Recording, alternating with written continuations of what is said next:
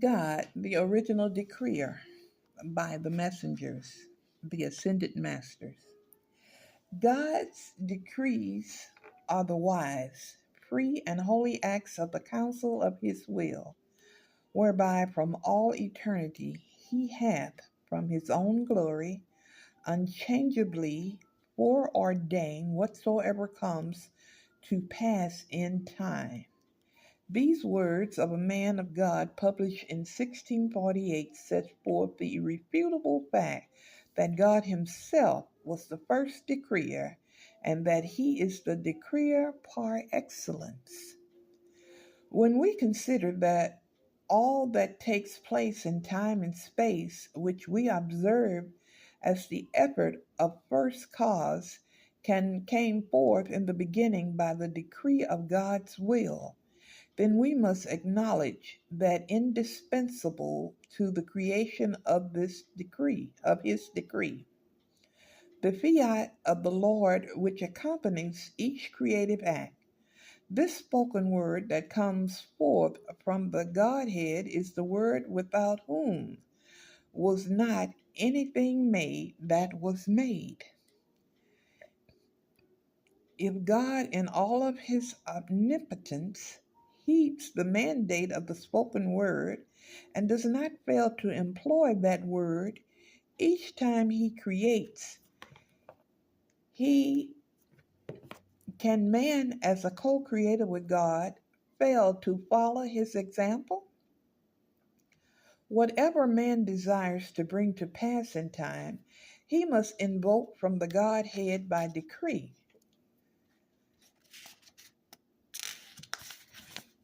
And whatever creation he calls forth, if it is to endure, must be invoked by divine decree in the name of the Christ from the heart of the Father Mother.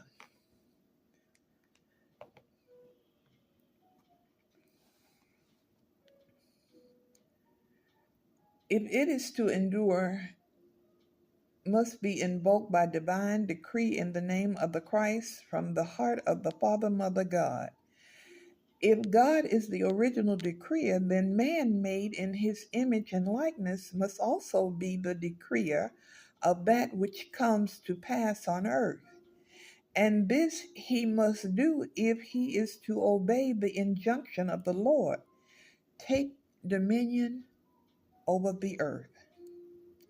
It is therefore the duty and the solemn responsibility of man and woman to give voice to the decrees of God, to affirm his law and his truth by the power of his name, I am. Man who would become godlike must put on the consciousness of his Maker and become all that he has declared of true being from the beginning. Not only are decrees fiats of the divine will, but they are also a challenge of all darkness, of Antichrist himself, and the personification of evil as the energy veil in the liar and the lie. Therefore, in the quaint words of the 16th century theologian, all the devils deep in hell at his decrees do quake. Thomas More, a more well known man of letters, spoke of the adversary in this wise: the devil, the proud spirit, cannot endure to be mocked.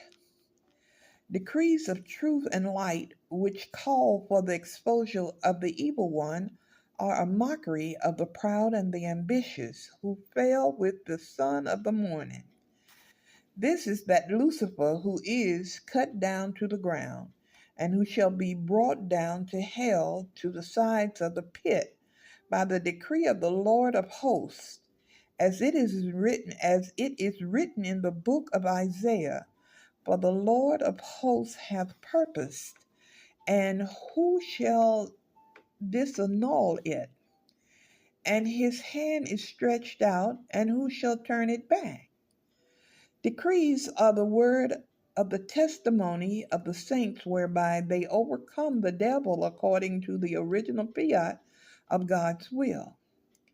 If God had not first ordained the binding of Satan, the personification of the carnal mind in a plant and its people, then the decrees of man could not bring it to pass.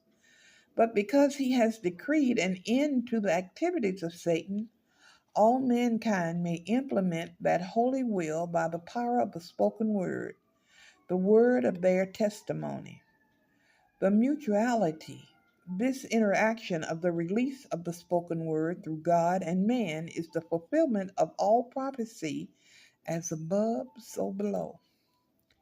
Let us now consider how God, through his emissary, Lord Maitreya, has increased the action of the spoken word by the power of the 10,000 times 10,000 in these latter days, for the shortening of the days, for the elect's sake.